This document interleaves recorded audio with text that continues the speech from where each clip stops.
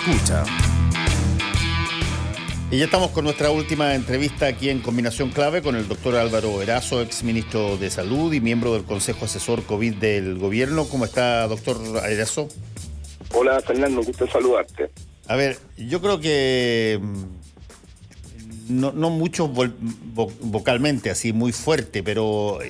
existe una suerte de sensación de preocupación sobre los aumentos en los contagios y no vaya a ser que la cosa se pueda poner castaño oscuro ahora que, bueno, los estadios están llenos, salieron los restaurantes con terrazas, con todo, las discotecas se abrieron, ni hablar de ir a un matrimonio porque se llena. ¿Qué tanto de todo eso eventualmente puede ser un boomerang?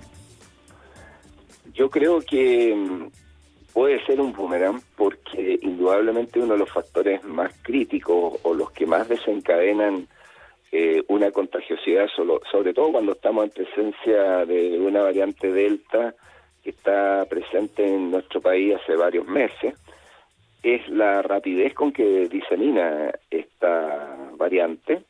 Es el coronavirus, sin otras diferencias, hasta ahora descritas, pero su velocidad indudablemente afecta porque la transmisión globalmente en el país y en las regiones es más acelerada y por ende las medidas de restricción, si se flexibilizan, tenemos rápidamente brotes en un lugar y otro. Entonces uno ve la curva, va en ascenso desde hace 2-3 semanas con una aceleración rápida de casos por día y en ese sentido también sabemos que la situación de los aforos masivos, esta imagen en Inglaterra de partidos de fútbol sin mascarilla, yo en los últimos partidos también he visto que hay menos gente usando mascarilla y por supuesto en los restaurantes, en lugares donde la gente se siente con, por así decir, con la autorización para sacarse las mascarillas porque nadie está sentado en un restaurante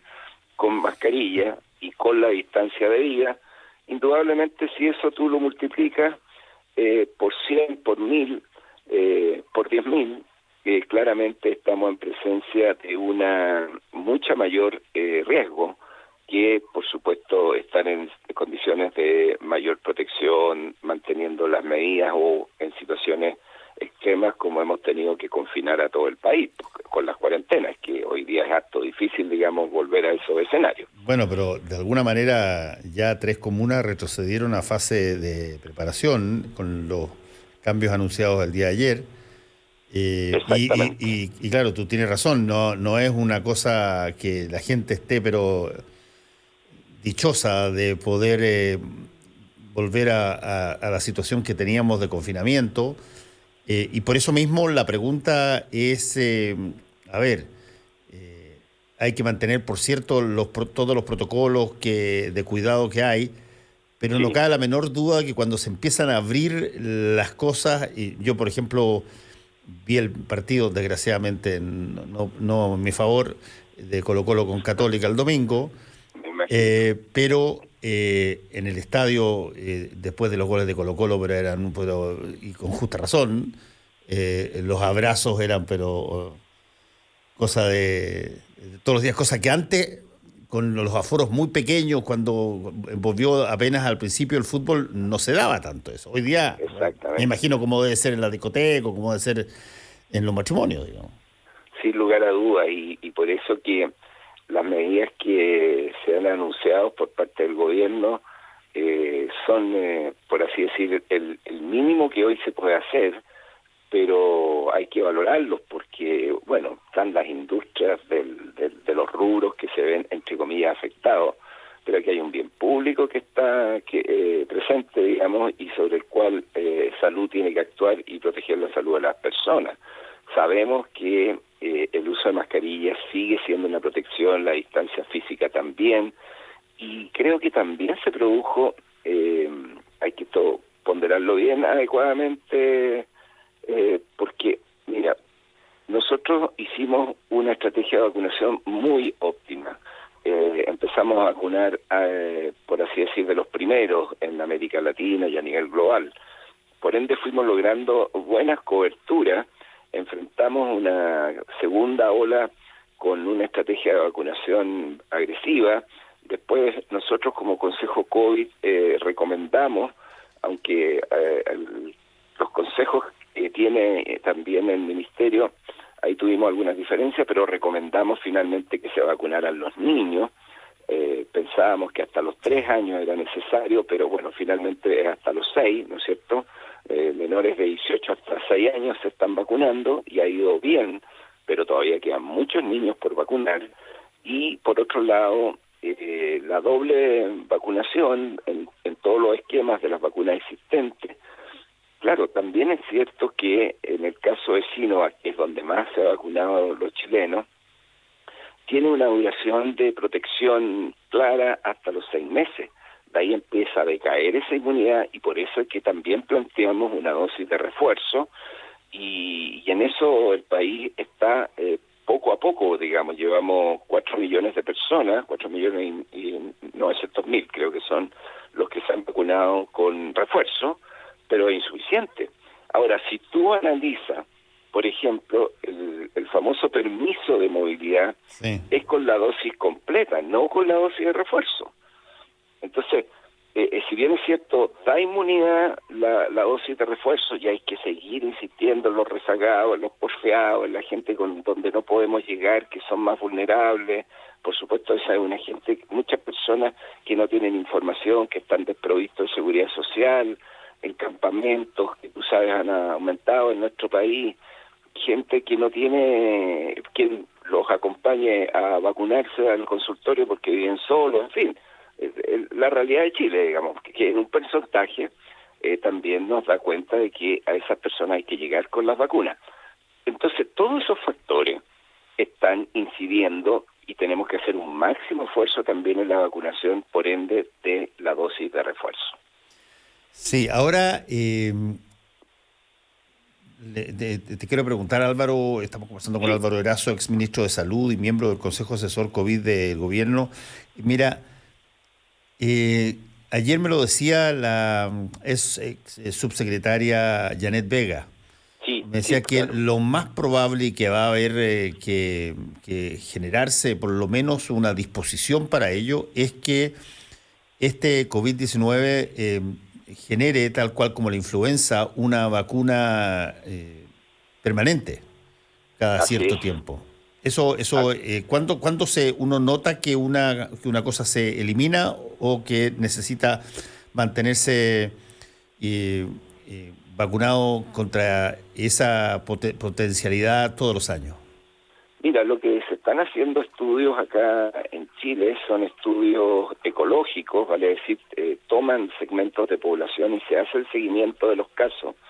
Hay un estudio que se está realizando y va mostrando también otros estudios que son absolutamente convincentes desde el punto de vista de su calidad técnica, científica, que están estudiando también el comportamiento de la respuesta inmunitaria. Entonces, esa es una respuesta inmunitaria con anticuerpos humorales y celulares, ¿ya? Y hay algunos de esos anticuerpos que son los que se usan como trazadores para ver cuánto dura la respuesta inmunitaria. Lo que sabemos hasta ahora que después de los 6 meses, en general, la respuesta se empieza a agotar. Entonces, es indudable que va a haber que ver, en definitiva, con todas las vacunas, cuál es el momento más oportuno para el próximo año, tener, por supuesto, la vacuna que podrá incorporar las nuevas variantes, por supuesto, y que nos dé mayor protección, y no descartamos que durante el año, como en otros casos, haya que poner una dosis adicional para el próximo año, pero hoy día lo importante es cumplir con la vacuna de refuerzo y claramente constatamos que estamos en presencia de una endemia, o sea, nadie puede pensar como en algún minuto se pensó, digamos, de lo cual nosotros como consejo no estábamos tampoco de acuerdo en un COVID cero, porque esta es una endemia, entonces como que uno dijera influenza cero, ¿no? Ya hemos visto la capacidad de mutación, ahora aparece una nueva mutación que es la Delta Delta Plus, que está en estudio. Todavía no es una variante de preocupación, pero en el caso de la India ya han advertido. Tenemos una situación global complicada en Rusia, están falleciendo 1.000 personas por día.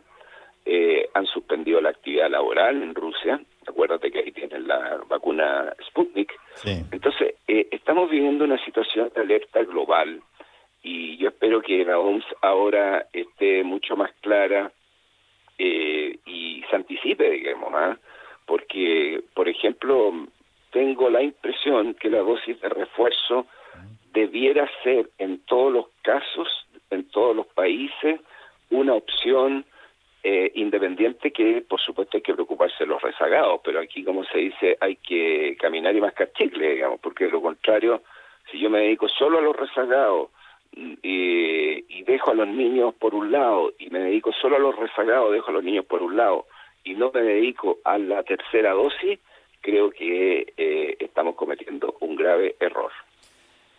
Hay otro punto, Álvaro, que yo creo que es interesante, porque se demostró, dentro de todo lo positivo que fue el proceso vacunatorio, se Sí, demostró, y lo dijeron tanto en el Ministerio de Salud como en el Colegio Médico, que teníamos falencias básicamente en lo que era la trazabilidad de casos.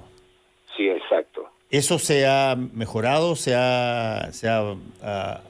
ha generado una mayor conciencia de cómo se generan, cómo comienzan y quiénes son las personas expuestas a los casos que dieron positivo.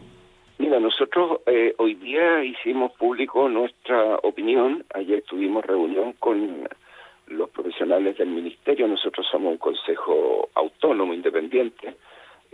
Por ende, nuestra labor justamente es a veces, a lo mejor, molestar al gobierno, pero lo hacemos con un sentido de salud pública, digamos, ¿no? Y en ese sentido, nuestra recomendación de las dosis de refuerzo, las dosis de vacunación a los niños, han tenido ese propósito. Y acá, en el caso de lo que es trazabilidad, siempre se ha insistido que este es el corazón de la respuesta sanitaria. Si se afecta la trazabilidad, y desde el seguimiento de los casos, la identificación de los casos, la visita de los casos, los llamados telefónicos cuando responden, tener un análisis, ojalá comuna por comuna, barrio por barrio, análisis de los brotes, porque los brotes mayoritariamente son residenciales.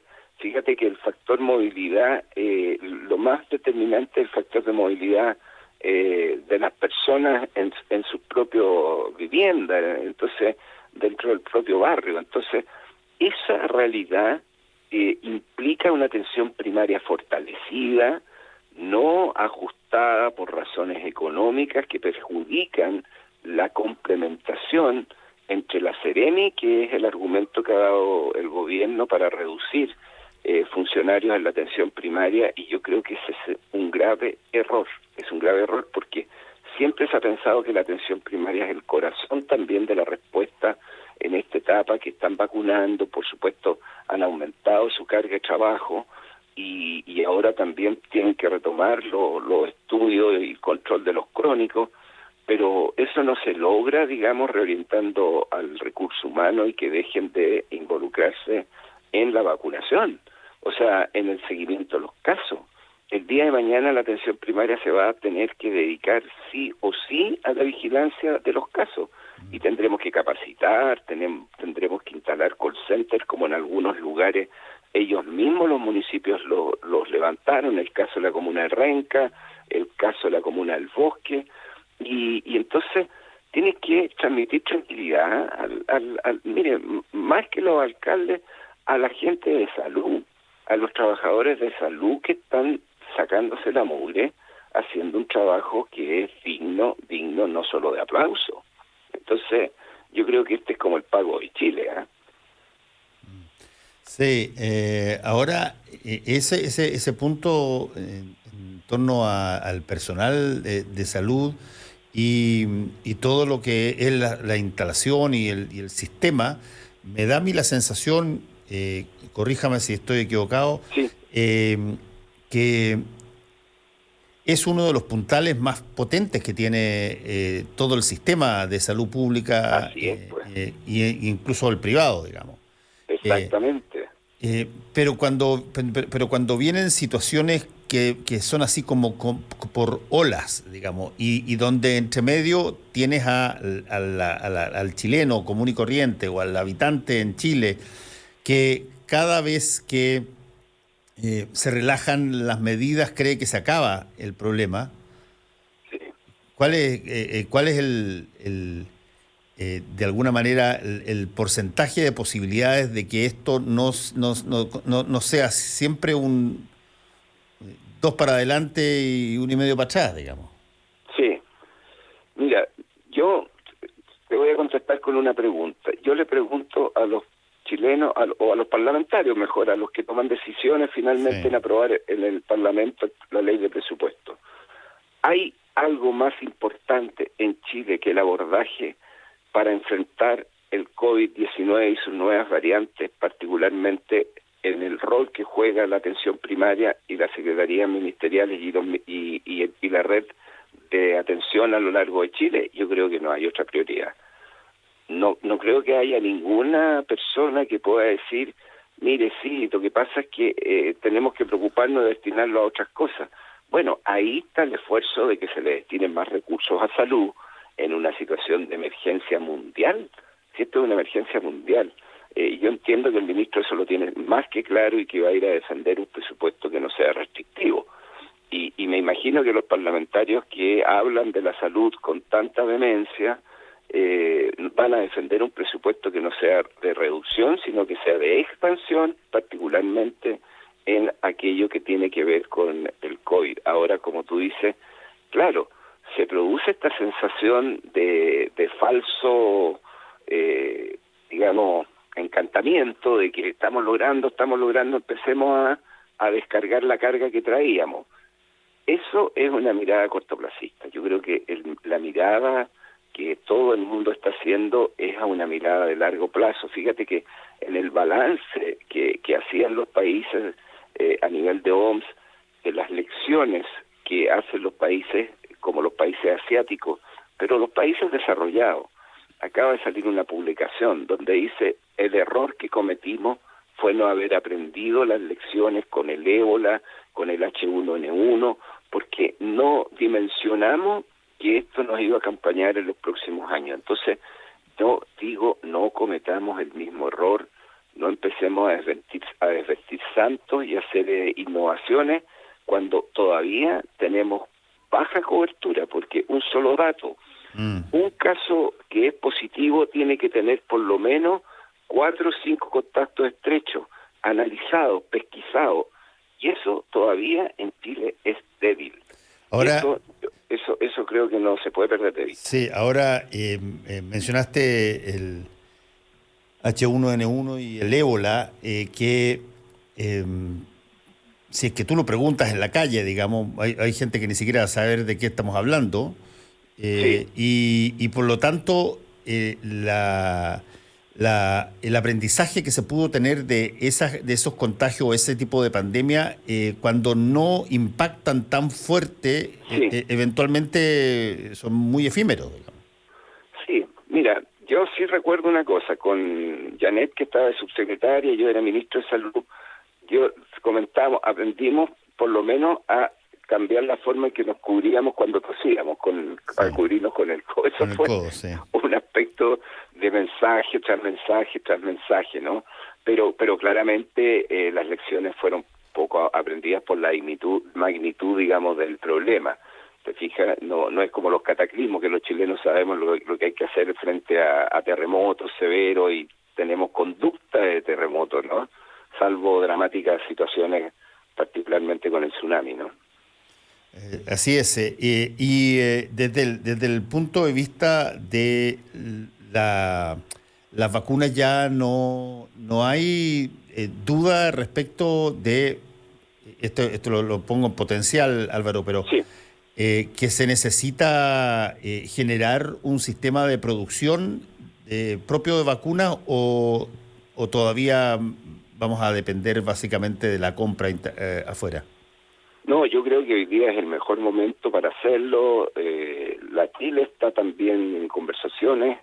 El resto del La Valle Católica también creo que está. y la Universidad Católica, por supuesto, también está haciendo un enorme esfuerzo. Yo creo que vamos a tener producción de vacunas y vamos a tener a lo público, ojalá también con el apoyo que puedan generar aportes privados para generar una mayor capacidad, pero el Estado chileno hoy día tiene que reponer su función de producción de vacunas y tenemos condiciones, tenemos buen valor de lo que en Chile existe como capital científico, de tal manera que nosotros no seamos una solo producción o un terreno para que vengan otros, digamos, sino que nosotros aportemos con conocimiento. En la Católica hay grandes avances, por ejemplo, lo que ha hecho el doctor Kalergis en relación a la vacuna contra el sincicial respiratorio, ¿no?, de los niños. Y en fin, o sea, sí, es el momento y creo que también una alianza con países de la región, de nuestro continente, podemos hacer buenas alianzas, pero Chile tiene buenas condiciones desde el punto de vista de plataforma, de comunicación y sobre todo el conocimiento científico, porque aquí se ha aprendido mucho y se ha transferido buenas competencias técnicas y científicas. Y por último, para decirlo, tenemos un sistema nacional de salud que pese a todos los cambios, el del año 52, ha sido parte de la cultura sanitaria de nuestra población. Yo creo que a mí me enorgullece ver, el otro día veía unos mendigos que estaban en la calle con su mascarilla. Y eso hace que también a uno le indigne que haya gente que teniendo recursos, conocimiento, educación, cultura, anden sin mascarilla y más encima sean antivacunas. Yo de verdad creo que la población, con todo, porque hay hoy día circulación del virus, pero eso también es responsabilidad del gobierno, del Estado, en que nosotros tenemos que seguir reforzando los mensajes. Pero la cultura de la gente, tú lo ves, la mayoría anda con sus mascarillitas, Sí. sus mascarillas, y eso es una buena señal. Álvaro, tú mencionaste los antivacunas. El fenómeno de antivacuna, de persona que recela de la vacuna, no necesariamente por razones de fanatismo ideológico, digamos, sino que por múltiples razones, por miedo, por no creer que es efectiva o porque alguien te dijo algo. ¿Qué tan importante ha sido eso en los sistemas de vacunación chilenos desde hace ya tanto tiempo? ¿Siempre hay un Mira, porcentaje que no se pone vacuna?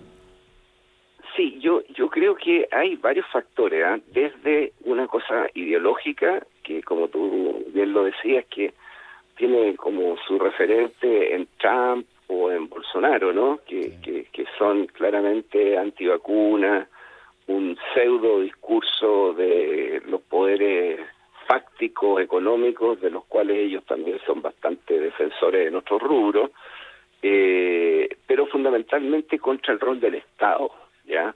Ahí lo que impera, entre comillas, la libertad individual. Y creo que en general en la población las redes sociales en esto son un gran aliado, pero pueden ser también un gran contradictor. El otro día estábamos en un programa con una doctora que es del Ezequiel González, con Jenny, y me decía que a ella le llegaban cantidades de ataques de antivacuna porque estábamos en un programa hablando de las, por así decir, beneficios de la vacunación. Entonces hay mucho tuitero, mucho red social que se dedica a atacar a las vacunas, a que los chips y todo aquello que pasa a ser ya en categoría de fantasía, pero que van generando cierto resabio en la población más joven, ¿ya? Ahora, que es donde tenemos menores porcentajes de vacunación.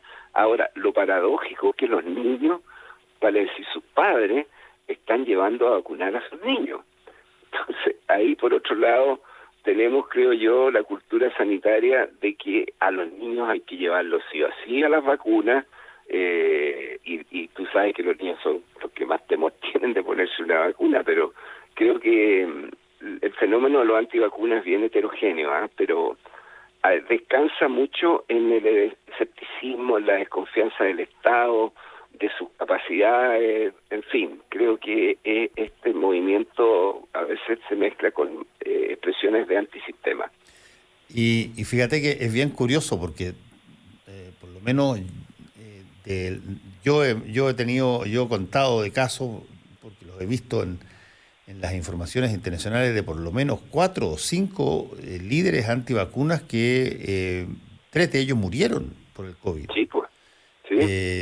Y los otros 2 fueron infectados, digamos. Y no estoy hablando ni de Bolsonaro ni de Trump, digamos. Estoy hablando de personas en términos... Ahí hay un punto que es bien interesante de mirar, porque cuando tú tienes un hallazgo gigantesco, un descubrimiento histórico, desde Jenner para adelante, digamos, en materia de una situación que te hemos demostrado tantas veces y en tantos lados, y donde yo estoy totalmente convencido que el antivacuna más férreo de Texas no impide que cuando nacen los hijos o cuando están chicos los vacunen en el hospital. Lógico. Y sin embargo, cuando viene una nueva cepa de una nueva cosa, cree que, no sé, Jeff Bezos de Amazon le va a meter un chip adentro. Así es una cosa muy paradojal, digamos. Muy paradojal, y yo incluso en algún minuto en un foro que habían varios antivacunas, pero era un mundo, entre comillas, de cierta cultura progresista. Entonces yo le dije, mira, yo cuando estábamos en tiempo de dictadura, a mí nunca se me ocurrió no llevar a mis cabros chicos a vacunarse porque estaba el gobierno de Pinochet, po. O sea, claramente Chile tiene un patrimonio de vacunación histórico, independiente del gobierno que sea, porque ese es un patrimonio que nuestro país tiene y hemos sido líderes en vacunación. Nuestras coberturas son muy buenas. Ahora han disminuido un poquito, pero creo que es una batalla que hay que dar en medio de las tecnologías y en estas culturas de individualismo extremos que también la humanidad está creando. Bueno, muchas gracias. Gracias a ti. Le damos al doctor Álvaro Erazo, exministro de Salud, miembro del Consejo Asesor COVID del Gobierno. Que tengas un buen día, Álvaro. Cuídate. Muchas gracias, Fernando. Chao. Que estés muy bien. Adiós. A todos ustedes nos encontramos mañana en Combinación Clave. Chao.